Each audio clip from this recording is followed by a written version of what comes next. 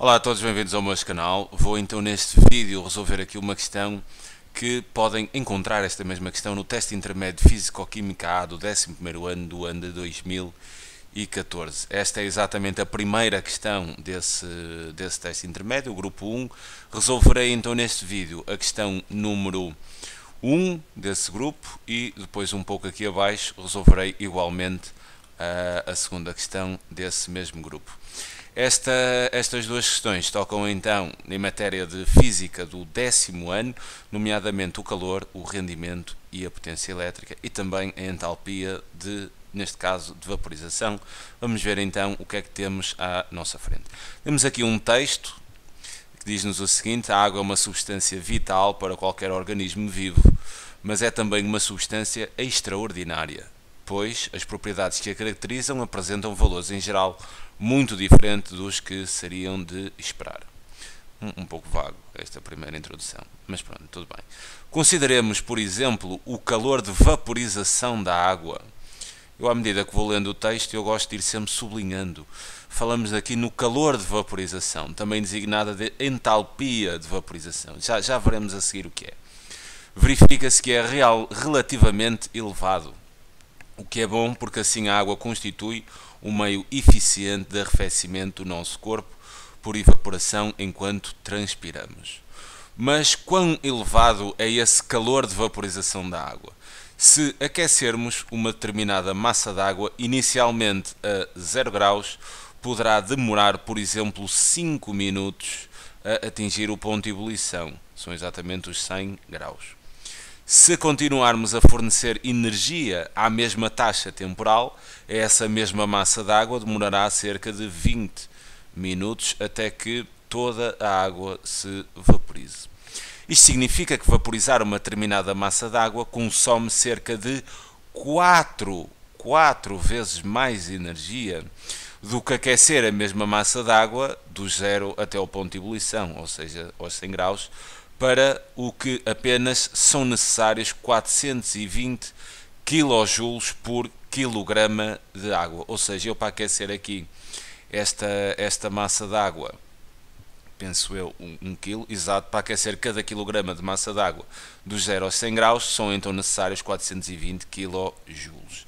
Primeira questão, indica com dois algarismos significativos, teremos então que apresentar o resultado com dois algarismos significativos, o calor ou então a designada variação de entalpia de vaporização da água a partir da informação dada no texto. Ou seja, teremos que chegar ao valor da entalpia de vaporização na água.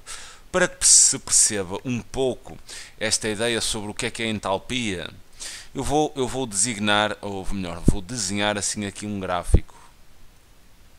Desenho aqui um gráfico, onde aqui no eixo do X será assim o meu tempo, e aqui no eixo dos Y terei então a temperatura, que vou designar então esta temperatura em graus. E vou colocar aqui assim os 0 graus, e então vou colocar assim aqui os 100 graus. Quer dizer, imaginem que eu estou a aquecer a água, através de uma fonte com calor estou a aquecer a água, sempre à mesma taxa temporal. Como é que se vai comportar a elevação de temperatura da mesma água? À medida que eu vou aquecendo, né, o tempo vai passando, então uma linha reta, e chega aqui aos 100 graus, linha reta porque a taxa temporal é sempre a mesma. Logo o declive desta reta, né, é constante. Chega então aos 100 graus e depois, antes de se vaporizar, ou seja, antes de entrar em ebulição, quer dizer, esta reta não segue sempre. Há de haver assim aqui um determinado tempo onde a temperatura se mantém constante e só depois é que ela volta a subir. Bem, eu para conseguir aquecer a água dos 0 aos 100 graus, trataremos então assim aqui um calor que é necessário fornecer à água para que ela aumente a sua temperatura dos 0 aos 100 graus. Sendo que este calor pode ser dado então pela fórmula, a massa vezes a capacidade térmica mássica, vezes então a variação de temperatura. Este será então o calor que eu terei que fornecer a uma dada substância para que ela eleve exatamente a sua temperatura. Mas este calor, esta forma, só pode ser aplicada assim diretamente caso nesse intervalo de temperatura não existam mudanças de estado físico, ok? Muito importante esta ideia. Quer dizer, daqui dos 0 aos 100 graus não havia problema, poder sempre aplicar aqui o calor. Agora, o que é que se passa aqui neste espaço onde a temperatura se mantém constante? Quer dizer, a temperatura aqui se encontra constante e vai se encontrar constante durante um intervalo de tempo. Repara o que me dizem aqui, quer dizer, só para até transportarmos um pouco do que nos diz o gráfico. Eu para chegar dos 0 aos 100 graus demoraria 5 minutos, diz aqui, até atingir o ponto de ebulição, mas até se vaporizar tudo, quer dizer, cerca de, a mesma taxa temporal, quer dizer, demorava 20 minutos, ou seja, só aos 25. O que é que está a acontecer aqui? Quer dizer, a temperatura da água só subirá depois dos 100 graus para cima quando todas as moléculas de água forem vaporizadas, mudarem de estado. E só quando todas as moléculas de água mudam de estado, neste caso para o gasoso, é que a temperatura volta a subir. A quantidade de energia sob a forma de calor, neste caso, que eu tenho que dar à massa de água para que todas as suas moléculas se vaporizem, a gente designa de entalpia de vaporização. Neste caso, de vaporização. Quando mudamos do estado físico, por exemplo, do sólido para o líquido, a ideia será a mesma, mas aí chamamos entalpia de fusão. Agora, o que nos pedem aqui é indicar com dois algarismos significativos exatamente o valor desta entalpia de vaporização. Terei então a entalpia de vaporização, obviamente falando aqui da água, que me dizem que, reparem aqui neste último parágrafo, isto significa que vaporizar uma determinada massa de água consome cerca de 4 vezes mais, então será igual a 4 vezes mais energia do que para aquecer a mesma massa de água dos 0 aos 100. Então quer dizer, vai ser 4 vezes mais o valor deste calor que eu tenho que dar aqui à água. Então será 4 vezes este calor. E qual é este calor que eu tenho que dar à água? Para o que apenas são necessários 420 kJ por quilograma de água. Ou seja, quer dizer, aqui vou ter 4 vezes o calor, sabendo então que o calor é simplesmente igual a 420 kJ por quilograma, ok? Bem, agora é uma questão de calcular a entalpia de vaporização da água será igual a 4 vezes 420 kJ e querem então o resultado com dois algarismos significativos. Este é fácil de fazer o cálculo, sem máquina. Entalpia de vaporização da água será igual a 4 vezes, é duplicarem um número 2 vezes consecutivas, quer dizer, estava 840 dá 1680 kJ. Mas reparem, eu quero que o resultado tenha apenas dois algarismos significativos. Então terei que escrever exatamente o número até aqui.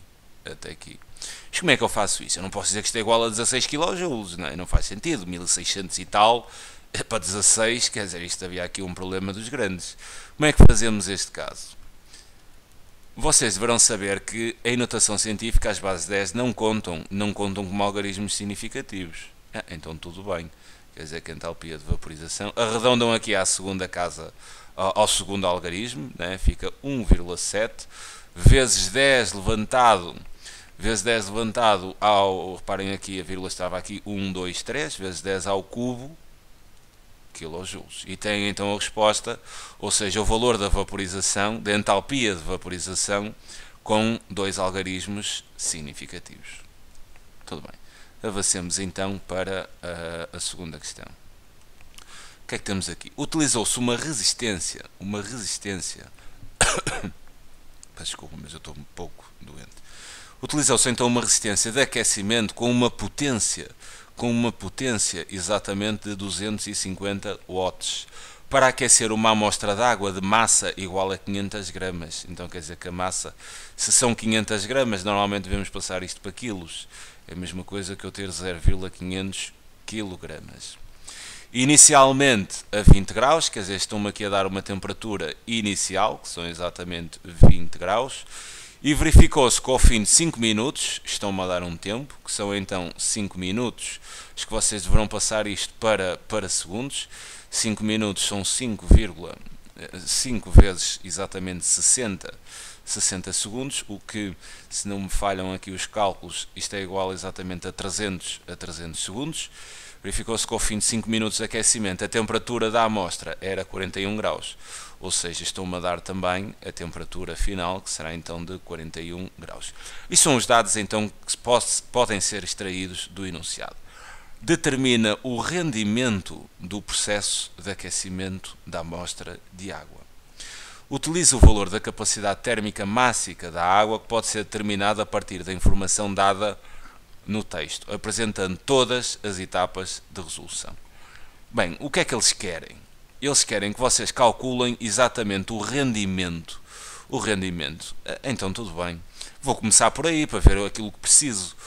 O rendimento, obviamente, vem em percentagem, será exatamente igual ao quociente entre a energia útil ou utilizada, onde vai ser esta energia utilizada é a energia que me vai fazer, sob a forma de calor neste caso, mas será a energia que me vai fazer com que a água aumente a sua temperatura, a dividir então pela energia fornecida, obviamente depois multiplicando então por 100. Eu vou fazer aqui um esquema para que se perceba exatamente esta ideia. Eu tenho assim aqui uma fonte, né? Uma fonte está a ser alimentada, tenho assim aqui uma fonte de calor, onde esta fonte está a ser alimentada aqui por uma resistência exatamente com uma potência de 250 watts, e esta fonte vai-me aquecer. Vamos imaginar que tenho assim aqui depois em cima da fonte um recipiente assim com água, né? Onde aqui estaria a minha água, e esta fonte está a aquecer a água. Reparem aqui numa coisa, esta energia fornecida é a energia total da fonte, quer dizer, vai ser a energia que está a ser dada pela resistência de aquecimento. Esta energia da fonte é a energia total, é a energia fornecida. Quer dizer, aqui terei então a energia fornecida. Agora, desta energia fornecida, nem toda a energia terá o propósito de aquecer a água. O que é que vai acontecer? Parte desta energia fornecida funcionará exatamente para aquecer a água, mas depois alguma desta energia será então dissipada para a vizinhança. Quer dizer, esta energia será assim dissipada para a vizinhança, sob a forma, sei lá, de várias formas, aquecimento da fonte, ou sob a forma de gases, qualquer forma, há aqui energia que será dissipada. E a energia útil é exatamente a energia que é necessária, então, para aquecer exatamente esta amostra de água. Eu aqui, para calcular o rendimento, preciso da energia utilizada e preciso igualmente da energia fornecida. A energia fornecida é aqui a energia fornecida pela fonte. É a energia que a fonte consome. Então ela recebe energia exatamente desta resistência, onde me dão exatamente aqui uma potência. Então vocês entram com a fórmula da potência. Nós sabemos que a potência é exatamente igual à energia, neste caso será a nossa energia fornecida a dividir pelo intervalo de tempo ao qual essa resistência esteve então ligada. Nós temos o intervalo de tempo que é exatamente igual, quer dizer, temos aqui o nosso ΔT que é exatamente igual a 300 segundos. E temos o valor da potência, então tudo bem, calculamos aqui o valor da energia fornecida. Será exatamente igual à potência vezes o intervalo de tempo, o que quer dizer então que a nossa energia fornecida é exatamente igual a 250 vezes então 300. Vamos então fazer aqui os cálculos. 250 vezes 300, isto dá-me então 75.000. energia fornecida é igual a 75.000, ou seja, 7,5 vezes 10 à quarta. A energia vem em joules, ok? A energia fornecida está então calculada. Esta energia fornecida é a energia que a fonte consome, a energia útil é a energia que a fonte transmite para a água e que dá origem ao aquecimento. Não é a mesma, porque há energia que é dissipada, caso contrário o rendimento seria 100%. Bem, esta energia fornecida está então calculada. Eu agora preciso aqui da energia útil. Como é que eu vou calcular esta energia útil? Esta energia que me faz com que a água eleve a sua temperatura, ela é dada sob a forma de calor. De calor, quer dizer, esta energia útil vai ser exatamente igual à quantidade de calor que eu precisei de fornecer aqui à água, cuja quantidade de calor é dada exatamente por esta fórmula: massa da água, massa da amostra, vezes a capacidade térmica mássica, vezes então a variação de temperatura.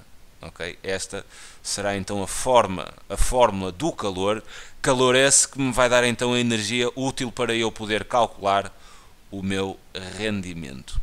Bem, a massa, eu agora vou ver os dados que eu tenho. Eu tenho a massa, 0,500 kg, tenho a variação de temperatura, porque esta variação de temperatura, reparem que esta variação de temperatura, este ΔT, é exatamente igual à temperatura final menos a temperatura inicial. Quer dizer então que este meu ΔT será igual, a temperatura final é 41 menos a temperatura inicial, que é 20.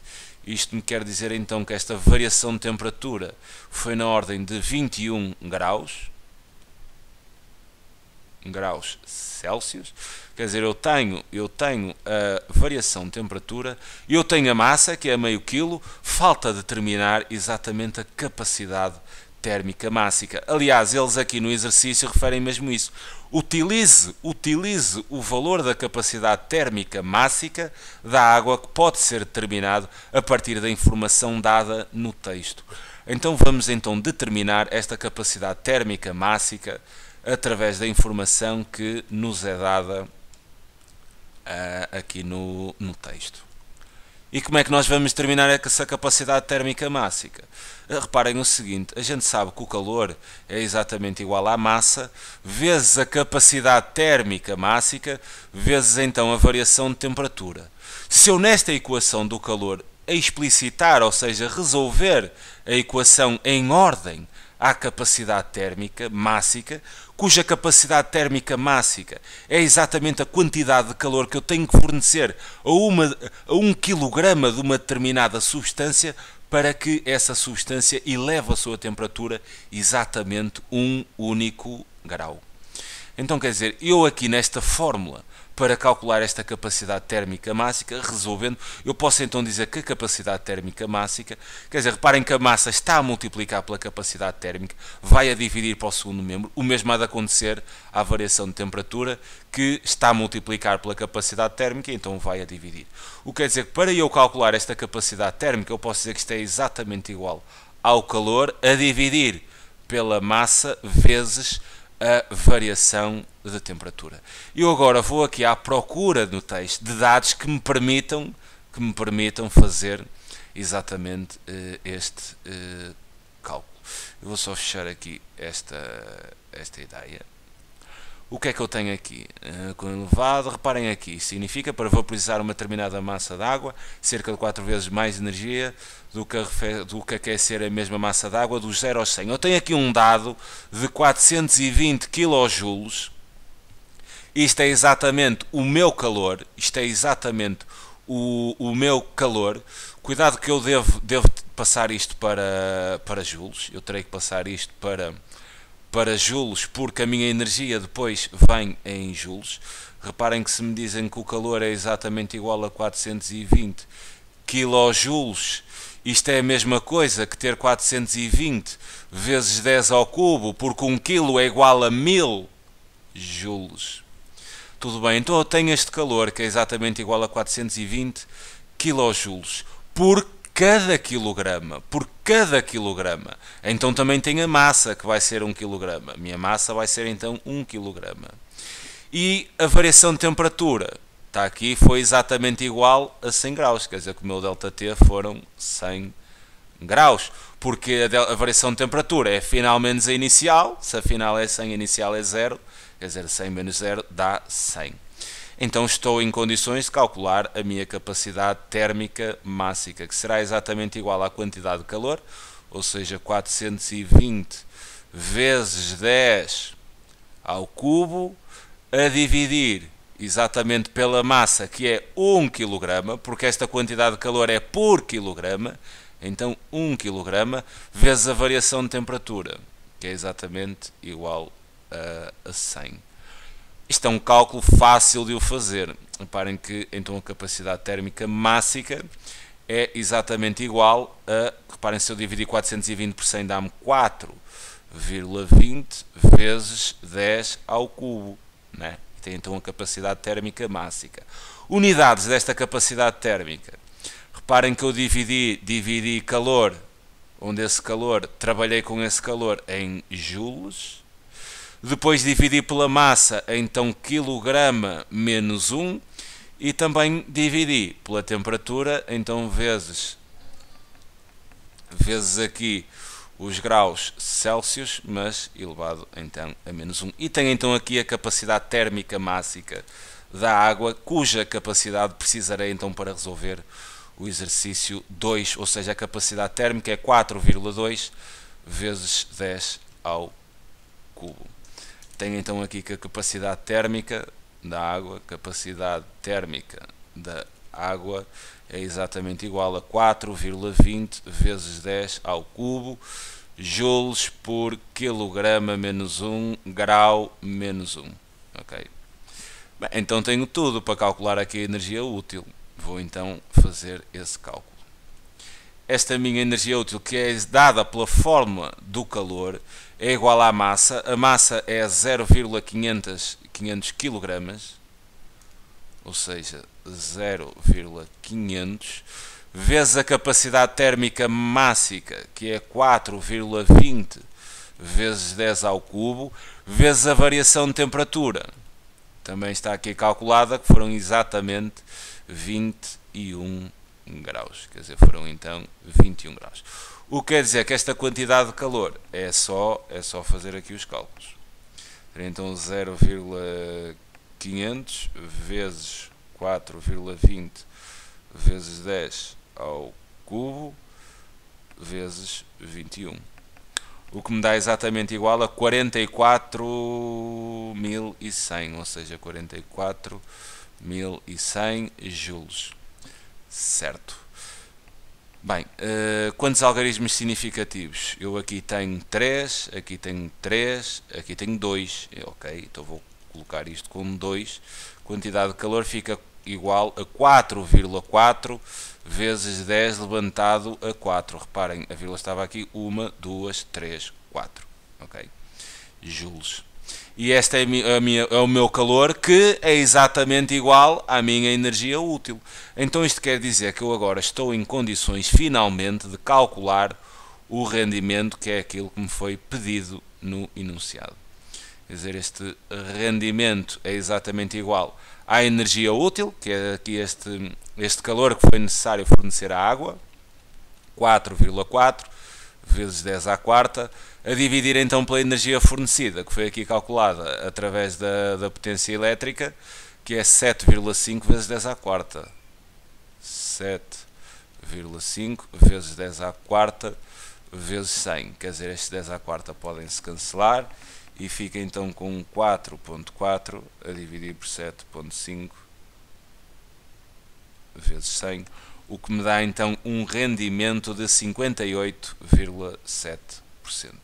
Quer dizer, tenho então aqui um rendimento de 58,7%, mas visto tenho aqui dois algarismos, então terei que escrever com 2, ou seja, 58 por 58, não, 59. Arredondado dá então 59%. E está então finalmente calculado o rendimento deste processo. O que é que vocês devem reter aqui neste tipo de exercícios? O rendimento é a energia útil sobre a fornecida, que também pode ser calculada através de potência útil sobre potência fornecida. Depois é preciso ter muito cuidado para perceber no contexto quem é que será a energia fornecida e quem é que será a energia útil. Energia útil é aquela que a máquina usa para o seu propósito, Normalmente quando vos dizem uma máquina consome, não sei qual, essa energia é sempre a energia fornecida, e depois terão que saber muito bem estas fórmulas, quer da potência e do calor também. Okay? E devem ter um bom poder de interpretação destes textos para, por exemplo, aqui éramos obrigados a tirar a capacidade térmica máxima através da informação do texto. Okay? Fica então aqui a sugestão, espero que tenham percebido. Alguma questão poderão então deixar nos comentários do vídeo. Ok? Vá, grande abraço.